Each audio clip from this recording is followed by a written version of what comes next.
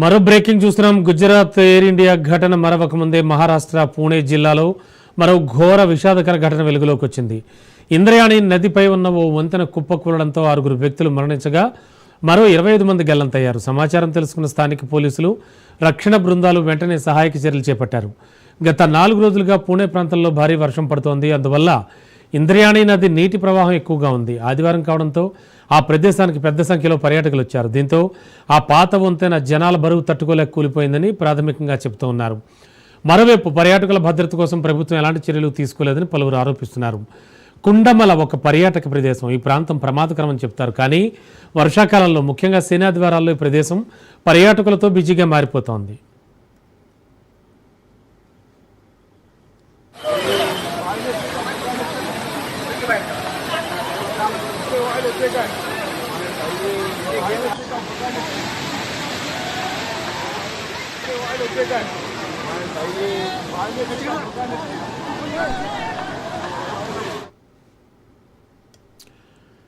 గుజరాత్లోని air India ఘటన మర్చిపోకముందే మహారాష్ట్ర పూణే జిల్లాలో మరో ఘోర విషాదకర ఘటన ఒకటి వెలుగులోకి వచ్చింది.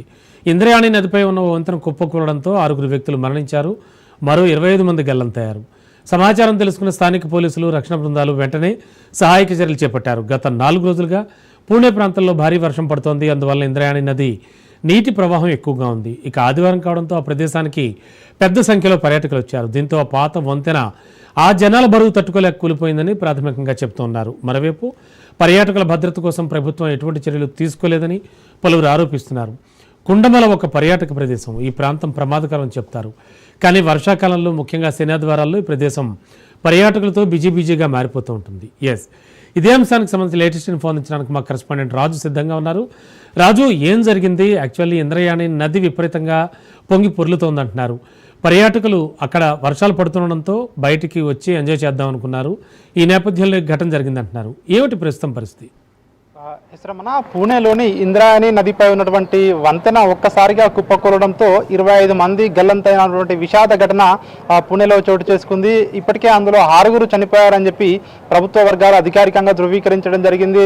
ఏదైతే మనం ఇటీవల అహ్మదాబాద్, ఏదైతే గుజరాత్లోని అహ్మదాబాద్లో విమాన ప్రమాదం మరొక ముందే మరొక ఈ యొక్క విషాద ఘటన వినవలసిన పరిస్థితి వచ్చింది. ఇక్కడ ఉన్నటువంటి ఏదైతే కుందుమాల అనే ఒక ఫేమస్ డెస్టినేషన్ పాయింట్కి అక్కడికి చాలా పెద్ద ఎత్తున వీకెండ్స్లో టూరిస్టులు వస్తారని చెప్పేసి ఇప్పటికే అక్కడ స్థానికులు చెప్తా ఉన్నారు. అదే మరొకటి, ఇప్పుడు వర్షాకాలం కావడంతో మరింత టూరిస్టు ఎక్కువ సంఖ్యలో అక్కడికి వస్తారని చెప్పి స్థానికులు కూడా చెప్తా ఉన్నారు. అక్కడ ఉన్నటువంటి ఇంద్రాయణి నదిపై ఉన్నటువంటి ఏదైతే పురాతన బ్రిడ్జ్ ఉందో, ఇది 40 సంవత్సరాలకు క్రితం నిర్మించినటువంటి బ్రిడ్జ్ అని చెప్పి స్థానికులు చెప్తా ఉన్నారు. అక్కడ దానిపై ఒక్కసారిగా ఈ యొక్క పర్యాటకులు ఎక్కువ సంఖ్యలో రావడంతో అది కుప్పకూలిపోయింది. మరొక వైపు ఆ ఒక వరదల్లో 25 మంది గల్లంతయ్యారని చెప్పి స్థానికులు చెప్తా ఉన్నారు. దీనికి సంబంధించి గత 4 రోజులుగా కూడా పూణేలో పెద్ద ఎత్తున వర్షాలు అయితే కురుస్తూ ఉన్నాయి. గత 2 రోజులుగా వరద ఉధృతి భారీగా పెరిగింది అని చెప్పి అక్కడ స్థానికులు చెప్తా ఉన్నారు. ఈ వరద ఉధృతితోనే వాళ్ళు గల్లంతైన వారిని ఇప్పటికే రక్షించేందుకైతే ఇటు ఎన్డీఆర్ఎఫ్ కానివచ్చు,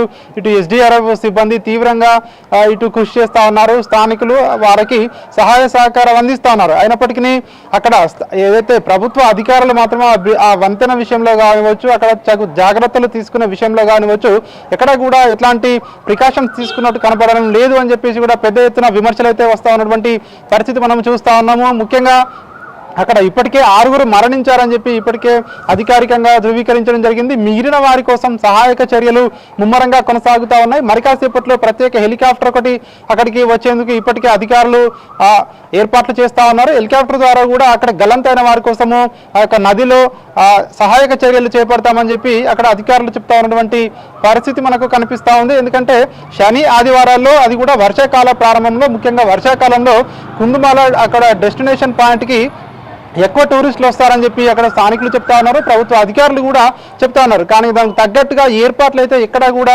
చేసినటువంటి పరిస్థితులు లేవు. కనీసం గత సంవత్సరం 2024వ సంవత్సరంలో ఇదే వంతెనపైకి కూడా ఆ యొక్క నది పొంగిపోలినటువంటి పరిస్థితి అక్కడ ఉన్నటువంటి స్థానికులు గుర్తు చేస్తూ ఉన్నారు.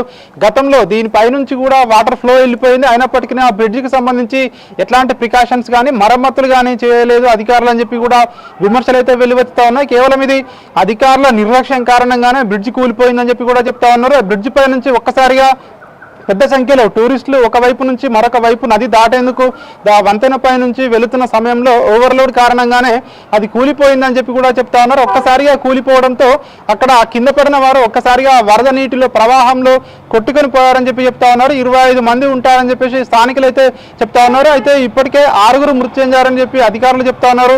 మిగిలిన వారి కోసం ఇప్పటికే అక్కడ సహాయక చర్యలు కొనసాగుతా ఉన్నాయి. అయితే మృతుల సంఖ్య మరింత పెరిగే అవకాశం ఉన్నట్టుగా కూడా అక్కడ ఉన్నటువంటి అధికారులు స్థానికులు చెప్తా ఉన్నటువంటి పరిస్థితి కనిపిస్తూ ఉంది. మరొక వైపు ఇక్కడ వర్షాకాలంలో కుందుమాల అనేటువంటి ఇక్కడ ఈ ప్రాంతంలో అక్కడ ఉన్నటువంటి రాళ్ళు, అదేవిధంగా రాళ్లపై ఏదైతే నీళ్లు అనేటివి పైనుంచి వస్తాయని చెప్పేసి అక్కడ చెప్తా ఉన్నారు. ఈ ఫేమస్ డెస్టినేషన్ చూడడానికి దూర ప్రాంతాల నుంచి కూడా పర్యాటకులు పెద్ద సంఖ్యలో వస్తారు పూణేకి అని చెప్పి కూడా చెప్తా ఉన్నారు. ఇంద్రాయణి నది ఈ చుట్టుపక్కల పరివాహక ప్రాంతంలో ఎక్కువ రాళ్లపై నుంచి నీటి ప్రవాహం చూడడానికి, ఇక్కడ నునుపైన రాళ్లను చూడడానికి పెద్ద ఎత్తున ఇక్కడికి టూరిస్టులు ప్రతి సంవత్సరం వస్తారు అని చెప్పి కూడా అక్కడ స్థానికులు చెప్తా ఉన్నారు. మరీ ముఖ్యంగా శని ఆదివారాల్లో వీకెండ్ ప్రాంతంలో ఎక్కువగా ఇక్కడికి వస్తారని చెప్పి స్థానికులు చెప్తా ఉన్నారు. కానీ ఇక్కడ ఏర్పాట్లు కానివచ్చు, అక్కడ ఉన్నటువంటి కనీసం వంతెన మరమ్మతులు కానివచ్చు అధికారులు చేయలేదు.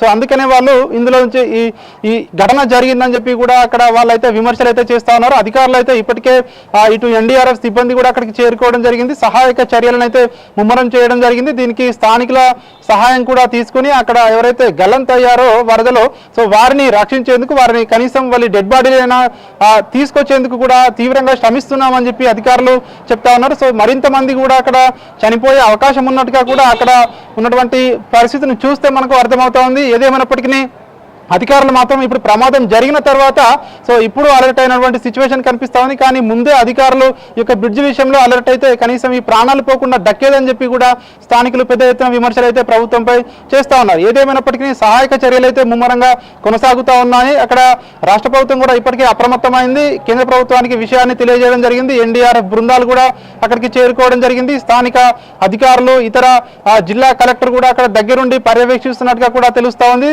సో ఎవరైతే గల్లంతయ్యారో వారిని కాపాడడానికి శాయశక్తులు కూడా కృషి చేస్తామని చెప్పి అధికారులు అయితే అక్కడ ప్రకటిస్తున్న పరిస్థితి కనిపిస్తా ఉంది. ఇప్పటికే అందులో 6 చనిపోయారని చెప్పి అధికారులు అయితే ధృవీకరించడం జరిగింది. Okay, thank you Raju.